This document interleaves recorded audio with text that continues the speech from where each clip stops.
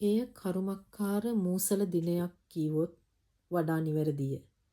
2019 වසරේ අප්‍රේල් 21 දින පාස්කු ඉරිදා සිදු වූ මරාගෙන මැන්න ත්‍රස්තවාදී බෝම්බ ප්‍රහාරය සමස්ත ශ්‍රී ලාංකිකයෝ තැතිගත් දිනයක් වූහ. කුඩා දරුවන් විදේශිකයින් ඇතුළු පුද්ගලයන් 277 දෙනෙකු මෙහිදී ජීවිතක්ෂයට පත් වූහ. ළමුන් 100 ගණනකට තම දෙමාපියන් නෑ හිතවතුන් අහිමි වූහ. අද වන විට මෙම පාස්කු ත්‍රස්ත ප්‍රහාරය සිදු වී වසර 5කුත් මාස 3කට අධික කාලයක් ඉක්මවා ගොස් ඇත. මිනිසුන් යුක්තිය ඉල්ලා අධිකරණයටත් මානව හිමිකම් සංවිධානවලටත් ජාත්‍යන්තරයටත් තමන්ට සිදු වූ අනපේක්ෂිත සිදුවීමට සාධාරණය ඉල්ලා සිටී. එහෙත් ශ්‍රී ලංකාවේ වගකිවිය යුතු නිලධාරීන් ආරක්ෂකාංශ අධිකරණය මේ දක්වා අගතියට පත් ජනතාවට සාධාරණයක් ඉටු කර නොමැත. මේ සියල්ල දරාගෙන සිටීමට නොහැකි වූ තැන විදේශ අධිකරණයකින් හෝ සාධාරණයක් ඉටුවෙතැයි බලාපොරොත්තුවෙන් සිටින කෙවින් පෙරේරා මහතා එංගලන්තයේ ලන්ඩන් නුවරදී අහම්බෙන් මට මුණ ගැසුණි. කතාව ආරම්භ වීමත් සමග ඔහුගේ දෙනෙතින් කඳුළු කැට නොනවත්වා පතිත වීම මගේ හද සසල කරවන්නට විය. එහෙත් එය අස්වසන්නට උත්සාහ නොකළෙමි. ඒ මක් නිසාදයත් ඔවුන්ගේ පවුලට සිටි එකම නැගණිය පාස්කු දින ත්‍රස්ත ප්‍රහාරයෙන් මිය යාම ඔවුන්ගේ මුළු පවුලම උඩු යටි කුරු කළ සිදුවීමක් වූ නිසාය. කෙවින් පෙරේරා මහතා සිය සංවේගයේ තරමක් දුරට පාලනය කර කතාව ආරම්භ කළේ මේ අයුරිනි. ඇය මගේ පවුලට සිටි එකම නංගි. පවුලේ බාලයා. මගේ නංගි හැමෝගෙම ආදරය ඇතුව හුරතලයට හැදුනා. ඇය මට වඩා වසර 10ක් බාලයි. අපේ පුංචි කාලය මට කෙසේ අමතක කරන්නද? මගේ නංගිගේ නම ප්‍රශාන්ති සිල්වා. මගේ නංගි පදිංචි වෙලා ඉන්නේ කටුනායක. එදා පාස්කු දිනයක් වූ බැවින් මගේ නංගි කටානට ආවා. මොකද අම්මා පදිංචි වෙලා හිටියේ කටාන නිසා. එදින ඇය තම දරු දෙදෙනායි ස්වාමිපුරුෂයයි සමග මීගමුව කටුවපිටිය කතෝලික දේවස්ථානයට ගොස් තිබුණා. ඒ දේව පූජාවට සහභාගී වීමට. ඒ අවස්ථාවේ මගේ නංගි හා ඇගේ ස්වාමිපුරුෂයා තම දරුවන් දෙදෙනා මැදිකොට තබාගෙන පූජාවට සහභාගී වී තිබෙනවා. ඔවුන් සිහිනකින්වත් නොසිතූ මොහොතක විශාල හඬක් සමග දේවස්ථානයේ තුල බෝම්බයක් පුපුරාගෙන තිබුණා. මගේ නංගි එතනම රුධිර ගංගාවක් සමග වැටී තිබෙනවා. ඇයගේ ස්වාමිපුරුෂයාගේ හිස තුවාල වී තිබුණත් ඔහු නැගිට තම දරු දෙදෙනා දෙස බලන විට හාස්කමකට මෙන් ඔවුන් නිරුපද්‍රිතව සිට ඇත. දරුවන් දෙදෙනා කඩිනමින් අසල ඇති නිවසකට බාර දී ඔහු මගේ නංගිව මීගමුව රෝහලට ගෙන ගොස් තිබෙනවා. මම දන්න විදිහට රෝහලට ගෙන යද්දිත් මගේ නංගි මිය ගොස්. ඇය ගැන කියන්න වචන නැහැ. ඒ තරමටම කරුණාවන්ත, මනුස්සකමින් ඉහළ, හැමෝම සමග ආදරෙන් සමගින් ජීවත් වූ මගේ නංගි අපට අහිමි වුණා. ඒ වේදනාවෙන්ම මගේ අම්මත් මාස කිහිපයකින් මිය ගියා. මේ ප්‍රහාරය සිදු වී වසර 5කට අධිකයි. තවම වගකිවිය යුතු පාර්ශව මේ ප්‍රහාරය කළේ කවුද කියලා සොයා ගන්න අසමත් වී තිබෙනවා. කෙනෙකුගෙන් තව කෙනෙකුට ප්‍රශ්නය පාස් කර ඉන්නවා මිසක් යුක්තිය තවම ඉටු වී නැහැ.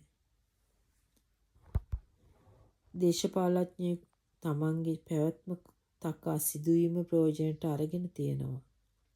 වේදිකාවල නැගලා කෑ ගහලා කියනවා අපි ඔබට සාධාරණයක් ඉටු කරනවා කියලා. නමුත් කෝ සාධාරණය? අද දක්වා වෙච්ච දෙයක් නැහැ. අපි මුල ඉඳලම දැක්කා මේක දේශපාලන ගේමක් කියලා. මම වර්තමානයේ ජීවත් වන්නේ එංගලන්තයේ. මේ ත්‍රස්ත ප්‍රහාරයෙන් බ්‍රිතාන්‍ය ජාතිකයින් 8 දෙනෙක් මිය ගියා. බ්‍රිතාන්‍යයේ චැනල් 4 නාලිකාවෙත් මේ සම්බන්ධව විමර්ශන වැඩසටහනක් ප්‍රචාරය කළා. එහිදී චැනල් 4 නාලිකාව ඇතුළු විදෙස් මාධ්‍ය මේ පිළිබඳව නොයෙකුත් ප්‍රවෘත්ති ප්‍රචාරය කළත් මේ දක්වා සාධාරණයක් ඉටු වෙලා නැහැ. දැන් ඉතින් ඉවසුව ඇති. මම මගේ නංගි ඇතුළු මියගිය සියලු දෙනාට යුක්තිය ඉටුවීම වෙනුවෙන් මෙහි ඉඳන් සටන් කරනවා. වගකිව යුතු නිලධාරීන් විවේචනය කරමින් ඔවුන්ට විරුද්ධව කතා කරන අයට අද මරණ තර්ජන එල්ල වී තිබෙනවා. මෙම ත්‍රස්ත ප්‍රහාරයට වක්‍රාකාරයෙන් සහයෝගය ලබා දී ඇත්තේ හිටපු බුද්ධ්‍යංශ ප්‍රධානියෙක් වන සුරේෂ් සලෙයි.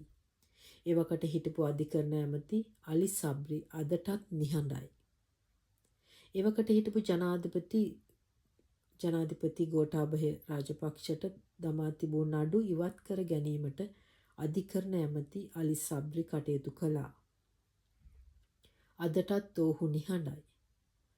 පාස්කු දින ප්‍රහාරයක් දියත් වන බවට බුද්ධි තොරතුරු දැන සිටි දේශබන්දු තෙන්නකෝන් නැමැත්තා අද ශ්‍රී ලංකාවේ වර්තමාන පොලිස්පතිවරයායි. ඉතින් මේ අසාධාරණය අපි කාටද කියන්නේ?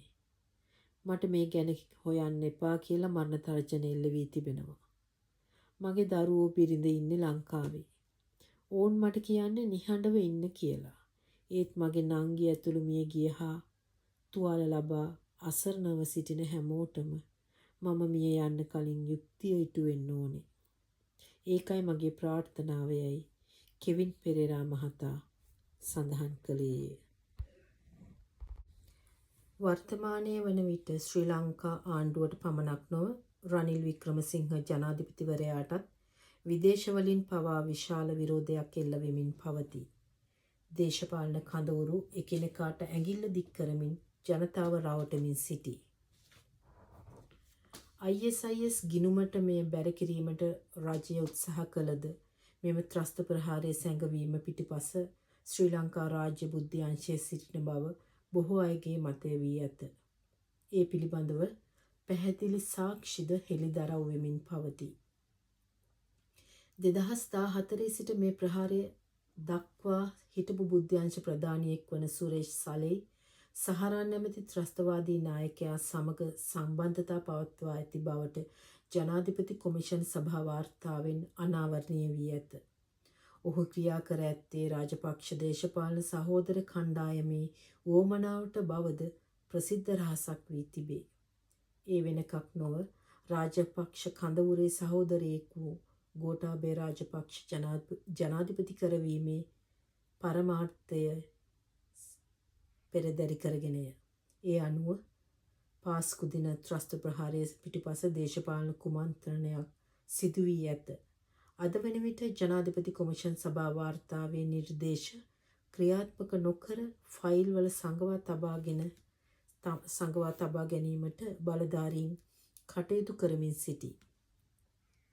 හිටපු ජනාධිපති ගෝඨාභය රාජපක්ෂ දිනවීමට තම දකුණු අත මෙන් සිටි එවකට අධිකරණ අමාත්‍ය අලි සබ්රි ගෝඨාභයගේ නඩු සියල්ල ඉවත් කර ඇත. ප්‍රහාරය විමර්ශනය කිරීම සඳහා පත් කළ ජනාධිපති කොමිෂන් සභා වාර්තාව පිටු ලක්ෂයකට අධික ප්‍රමාණයකින් කරුණු සටහන් වී තිබේ. එහෙත් අගරදුගුරු නිවසට ලබා දී ඇත්තේ පිටු 60,000ක වාර්තාවක් යයි විශ්වාස කටයුතු ආරංචි මාර්ග සඳහන් කරයි. තොරතුරු දැනගැනීමේ පනත යටතේ එය කිසිවෙකුට ලබා ගැනීමටද නොහැකි වී ඇත. මෙවන් පසුබිමක මෙහි සත්‍ය වසන් කිරීමට එවකට අධිකරණ අමාත්‍යවරයාව සිටි අලි සබ්රි මහතා වර්තමානයේදී සිදු කරන්නේ රාජපක්ෂ කඳවුර ආරක්ෂා කිරීමය. ඒ සඳහා වත්මන් දේශපාලන නායකයින් නීතිය අවභාවිතා කරමින් සිටී. ඊට ආසන්නතම සිදුවීම වන්නේ වත්මන් පොලිස්පති දේශපන්දු තෙන්නකෝන්ගේ වැඩ මාස කිහිපයකට අත්හිටුවීමට අධිකරණ නියෝගයක් ලබා දී තිබියදී එම නියෝගයේ සත 5කට මායිම් නොකර අධිකරණයේ අභියෝගයට ලක් කිරීමට වත්මන් ජනාධිපති රනිල් වික්‍රමසිංහ මහතා පියවරගෙන ඇත. එපමණක් නොව පොලිස්පතිවරයාට එම තනතුරේ සාමාන්‍ය පරිදි රාජකාරී කිරීමටද මෙම දූෂිත දේශපාලන කල්ලිය ඉඩ සලසා දී ඇත. අවම වශයෙන් හෝ පාස්කු ප්‍රහාරයෙන් අගතියට පත් පවුල්වලට සහනයක්, සාධාරණයක්, යුක්තයක් ඉටුවන බවක් පේන තෙක්මානයක නොමැත. ඔවුන් නොඉවසිල්ලෙන් බලා සිටි ජනාධිපති කොමිෂන් සභා වාර්තාවද සත්‍ය තොරතුරු සැඟවීමට එහි පිටු ගලවා තොරතුරු වසන් කර ඇත. මෙවැනි පසුබිමක ශ්‍රී ලාංකීය ජනතාව එංගලන්ත අධිකරණයකින් හෝ තමන්ට යුක්තිය ඉටු වෙතැයි බලාපොරොත්තු තබාගෙන සිටි. ඒ ශ්‍රී ලංකාවේ අධිකරණ පද්ධතිය අද වන විට විහිළුවකට ලක් වී ඇති නිසාවෙනි.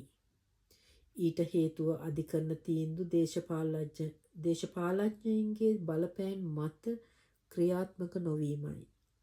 එසේ නැතිනම් නඩු කටයුතු ඉවත් කර ගැනීමට බලපෑම් කිරීමයි. මෙවැනි පසුබිමක් තුළ විදේශීය අධිකරණයක පිහිට පැතීමට පාස්කු ත්‍රස්ත ප්‍රහාරයෙන් අගතියට පත් පවුල්වල ජනතාව බලාපොරොත්තුවෙන් සිටි. දැනටමත් වසර 5කට අධික කාලයක් ඉක්ම ගොස් ඇත. මෙවැනි දුක්බර අතීතයක් වලදැමීමට පෙර යුක්තිය ඉල්ලා හඬා වැටෙන ජනතාවට සාධාරණයක් ජාත්‍යන්තරය තුලින් හෝ ලැබෙනු ඇතැයි ශ්‍රී ලාංකික ජනතාවගේද එකම ප්‍රාර්ථනයයි.